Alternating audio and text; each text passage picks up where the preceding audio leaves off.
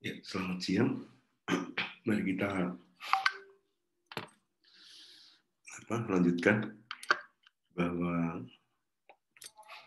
pertemuan kemarin kita sudah bicarakan tentang pengenalan alat, lantas mengukur poligon, ya, poligon. Ini sekarang kita lanjutkan dengan pengukuran detil. Jadi pengukuran detil itu ada dua pendekatan. Yang pertama menggunakan metode radial menyebar, menghitung sudut dan jaraknya. Ini bisa sudut dari poligon pertama ke titik yang dituju, kita di poligon keduanya. Dan berikutnya asimut, kita mengukur asimutnya dari poligon 2 ke titik yang dituju. Jaraknya besar sudut, nanti kita bisa tentukan beda tingginya. Yang lain dengan metode Ray membuat garis-garis jajar buat grading block gitu. Nah, kita menggunakan metode yang pertama. Jadi dalam prosesnya menggunakan itu. Nah, berikutnya adalah detil apa yang kita ambil. Mandatnya kita mendatakan situasi. Situasi itu titik-titik yang dianggap penting, berikut posisi dia, ya, dan ketinggiannya. Sehingga di titik-titik yang penting, titik-titik penting ini sering disebut sebagai situasi, bisa hal-hal baru, ya, budaya rumah, jalan, atau juga morfologi. Dan untuk geologi biasanya batas litologi, singkapan. Ini prinsipnya ada detail planimetri dan data ketinggian. Nah, kalau kita mengukur, mau memetakan jalan misalnya, maka kita bisa ukur satu sisi, posisinya titik 101, berarti ini diambil dari poligon 1, ya, 102, lantas kita ukur lebarnya, maka jalan ini kita buat. Atau juga boleh juga 101 di sini, asal kita ingat 102 di seberangnya, dan seterusnya. Tapi yang mudah demikian. Jadi penempatan rambu berada di sini, yang ditembak atau diukur dari titik poligonnya. Ini contoh di jalan. Nah, pola bentukan yang berbeda-beda, ya, kalau jalan berubah atau sungai, atau maka ini bisa dirunutkan 101, 102, sehingga nanti kita bisa rekonstruksi bentuknya. Dan kalau kalau lebarnya diukur langsung, maka kita bisa teruskan. Setiap belokan polanya akan demikian. Bisa jalan, bisa sungai, bisa bentuk. Kalau misalnya kita mengukur stadion juga yang melingkar. Nah, bentuk-bentuk yang perempat jalan memastikan ini tergantung kreativitas. Gitu. Kalau pasti memang segi 4, bisa 101, 102, 103, 104. Ini kita ukur tebalnya, nanti kita buat di sini. Ini dilanjutkan 5, 6, 7. Ini di menerusnya. Jadi tergantung kreativitas. Nah, poin pentingnya bukan pada banyaknya titik sebenarnya, tapi apakah titik yang kita ukur itu sudah merepresentasikan bentuk yang akan kita gambar. Jadi nggak harus nih satu bentukan begini ada 15 titik, itu nggak juga. Asal kita bisa merekonstruksi, itu menjadi ini yang baik. Nah, Kalau tadi detail planimetri, detail situasi, nah sekarang di topografi. Nah, kalau ada bentukan topografi kita buat satu saja misalnya, atau dua, maaf, di 101 dan 102 di sini, maka nanti akan terjadi rekonstruksinya ini lurus. Padahal aslinya morfologinya nggak begitu. Maka disarankan pada setiap tekuk lereng. Jadi ini tekuk lereng, ini tekuk lereng, ini tekuk lereng lagi, tekuk lereng lagi. Setiap tekuk lereng itu diukur, dibuat. Atau pada poin-poin penting nanti kalau ada singkapan, tekuk lerengnya di sini. Tapi ada juga singkapan. Ini tekuk lereng di sini, tapi ada singkapan bagus di sini. Atau data, maka kita bisa rekonstruksi. Tentu ini menjadi lebih baik, ya, rekonstruksinya. Jadi kembali poinnya, seberapa banyak data itu diambil, ya sepenting apa dan sebisa apa ini merepresentasikan ini kita. Nah, pada sungai hal yang sama. Gitu. Tentu tidak semua sungai lantas bisa kita ukur masukin rambu. Gitu. Tapi kalau ini memungkinkan, maka kita buat pada tekuk lereng. Di bibir sungai mungkin bisa direkonstruksi untuk dalamnya sehingga maksimal dibuat. Keselamatan itu yang pertama. Jadi jangan lantas heroik kemudian wah sinilah. Kembali lagi bahwa targetnya bahwa kita bisa merekonstruksi ini secara baik dan benar, representatif. Ya. Nah, hampir semua kasus itu ya 11-12 sama. Jadi kata kuncinya pada tekuk lereng yang maksimal sebaiknya kita datakan. Jadi ini di tekuk lereng maksimal, ini di tekuk lereng maksimal. Sehingga kita bisa rekonstruksi.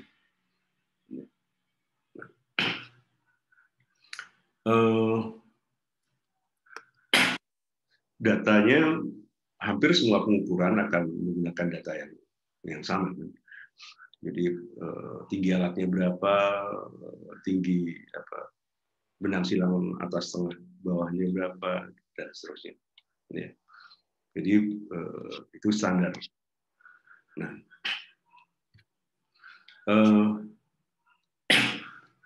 kalau ukuran sudah kita lakukan dan biasanya kita buat sketsanya agar memadai, maka pekerjaan kita yang selanjutnya adalah melakukan penggambaran sesuai prosedur yang lazim. Jadi prosedur lazimnya itu bagi berikut. Pertama, semua titik poligon dengan ketinggiannya ditulis. Ya. Nah, ketinggian di samping poligon. Ya. Ada yang lebih suka di bawahnya. Lantas setelah itu, ini setelah semua tadi udah yang digambarkan, yang dikoreksi tentunya. Lantas semua titik detail itu diplot dan ditulis ketinggiannya. Nah, sesuai kesepakatan mau berapa penelitiannya? 1, 2, berapa belakang koma. Nah, setelah itu direkonstruksi berdasarkan sketsa yang dibuat, bentuknya itu sama enggak? Biasanya praktek-praktek awal itu cenderung belum sempurna, nggak apa-apa. Tapi lama-kelamaan kita akan bisa merekonstruksi dengan baik. Membaca apakah ini ada kesalahan karena pembacaan ya, atau kesalahan pengambilan posisi, itu bisa ketahui. Nah, contohnya kalau itu sudah selesai, maka ada pekerjaan-pekerjaan berikutnya yang perlu kita pertimbangkan adalah menggambar kontur, interpolasi kontur dari titik-titik yang diketahui. Interpolasi kontur ya, itu menentukan ketinggian antara dua titik yang diketahui. Ya. Nah, besar interpolasi itu tergantung kebutuhan. Bisa per setengah meter, 1 meter. Ya. Nah, jadi misalnya kalau ada, ini dicontoh, di 301 tinggiannya 96, D206 tingginya 104, maka kita akan, kalau membuat interpolasi per 1 meter, maka dihitung dari sini ke sini, ya, titik bulat 97 sampai 104 itu ada di mana. Jadi ini ditarik garis yang kita buat ya, jarak ini ya, sebagai kontur ketinggian dari 96 ke 104. Jadi 98 di titik ini berarti ada 97, 8, 9, 100, 101, 102, 103, 104, dan seterusnya. Jadi interpolasi. Kalau bikin 2 meter, oh ya beda lagi. Perlu diingat bahwa titik 0 itu selalu muka laut, ya. Dan nanti kalau misalnya ini dibuat intervalnya di 2 meter, maka kita bikinnya ya nanti 0, 2, 4, dan seterusnya. Jadi jangan 3, 5. Jadi interval ini bisa 1 meter, bisa setengah meter, bisa kita lihat. Nah, ini yang kita lihat bahwa titik pengukuran itu gambarnya di peta seperti ini. Tapi pada dasarnya ketinggian sesungguhnya, ya, bentuk sesungguhnya seperti ini. Maka tadi ya, ada berapa kontur pada jarak ini yang bisa mewakili ketinggian ini. Nanti ya, kondisi yang sesungguhnya dari permukaan tanah itu terproyeksikan secara vertikal di bidang datar, di bidang kertas. Jadi D301 ini ketinggiannya 96,8, di 206 ketinggiannya 104. Nah, makanya nanti garis konturnya dibuat di sini merepresentasikan. Yang perlu diingat, kalau ini satu pengukuran, maka sebenarnya permukaan tanah yang tergambarkan itu tidak ideal begini. Pasti akan lurus gitu. Kalau sebenarnya dia punya permukaan tanah yang begini, maka sebenarnya diperlukan beberapa titik gitu, agar interpolasi ini jaraknya bisa renggang, bisa tipis, bisa rapat ya. Di yang landai ini renggang, di yang terjal ini bisa rapat. Jadi kembali ketelitian, kepekaan menaruhkan titik itu menggambarkan, nanti akan bisa kita lihat hasilnya juga akan berbeda. Nah, ini penting untuk memastikan bahwa pada akhirnya yang diproyeksikan ini adalah gambar idealnya yang tadi saya sampaikan dari sebuah gambar morfologi yang seperti ini. Nah, karena itu jumlah titiknya itu ini. Ya. Nah, karena itu maka berapa dari gambar itu berapa sih jarak di masing-masing titik ya. Ya, kalau di ini 104,4, 96, maka dari sini ada beda tingginya, itu harus dibagi rata di sini. Jadi pembagi ratanya itu adalah beda tinggi terhadap morfologi atau topografi tanah yang sungguhnya. Nah, di poin-poin titik itu apa ditaruh gitu. Nah, tentu pengukuran itu enggak cuma 2 gitu, banyak. Contohnya ini tanpa ditulis ininya, ditulis titik nomor pengamatan, jadi langsung ketinggiannya. Nah, jadi 98, 98. Nah, dan seterusnya, gitu ya. Nanti kalau gambar ini dibuat, maka kita akan membuat poligon-poligon. Jadi dulu pernah ada istilah, mungkin udah zaman yang berbeda ya. 3-point problem. Jadi ini ditentukan, ini ditentukan, ini ditentukan. Jadi semuanya dihubung-hubungkan satu dengan yang lain. Dan kita lihat beda tingginya titik ini ke sini, lantas ada berapa titik. Di sini juga ada berapa titik, di sini juga ada berapa titik, dan seterusnya. Ya. Nah, titik-titik ini yang nanti dihubungkan ketika sudah ada ketemu tingginya kan. Jadi di sini ada 92, berarti di sini ada 93, 94, 95, 96. Ini 93, 96, berarti di sini ada 94, 95, 96. Di 93, di sini 92. Oh, berarti di sini ada 93 saja. Nah, kalau di rekonstruksi sudah ada, maka hasilnya seperti ini.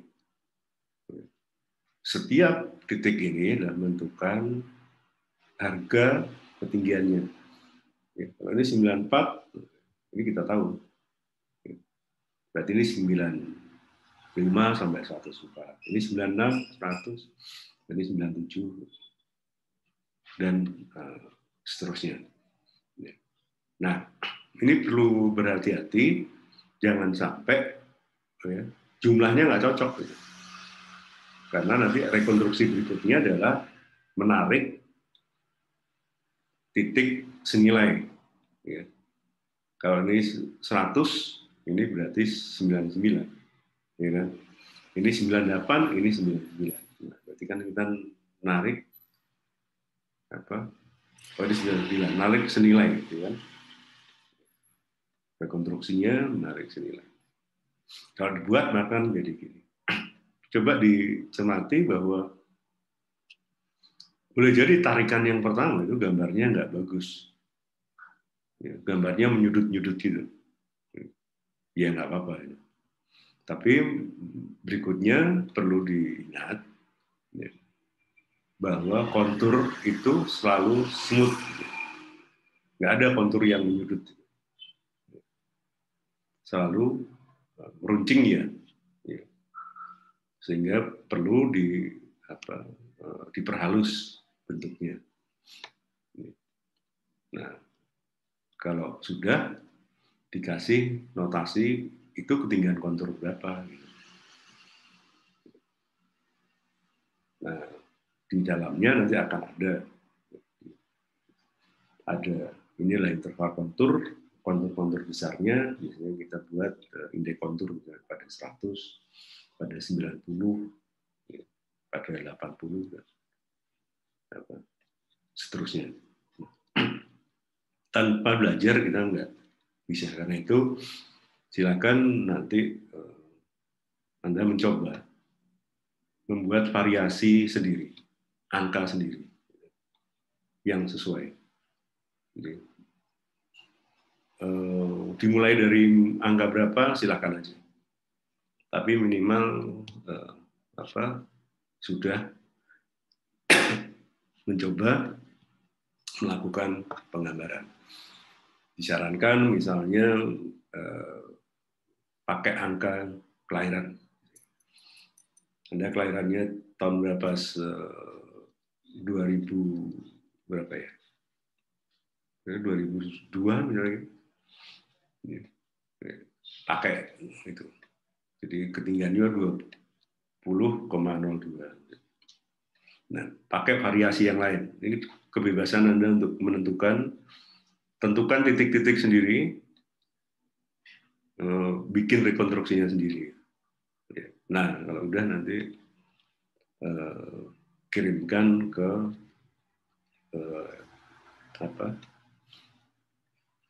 Spada dan email. Jadi demikian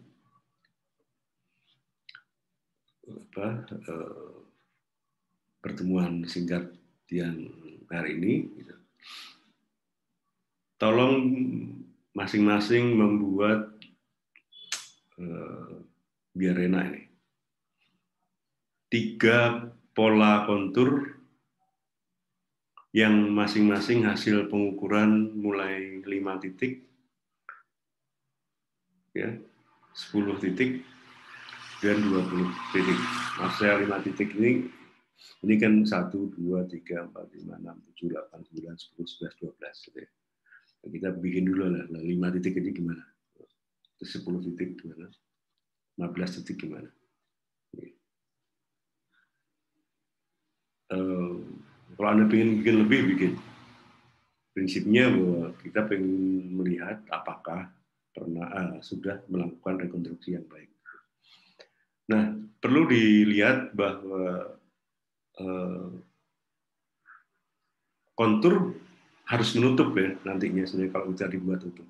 Inilah contoh bentuk bukit ya yang utuh.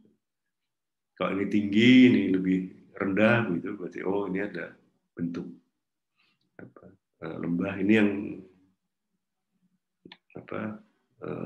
ini yang rendah, ini yang tinggi, jadi ada bukit lembahnya di sini.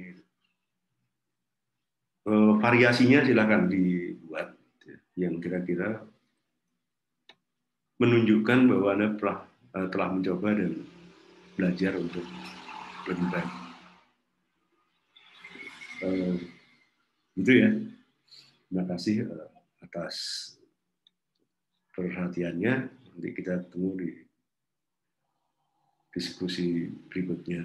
Oh ya, jangan lupa kalau ada pertanyaan, ada konfirmasi, dijabri ke saya sehingga saya bisa menceritakan sebelum pertemuan macam ini. Sambil nanti suatu saat barangkali kita bisa ketemu berkelas. Tapi setidaknya masalah yang masuk pasti masalah kita bersama. Demikian ya, kita cukupkan. Selamat sore, semoga kita selalu diberi kesehatan. Terima kasih.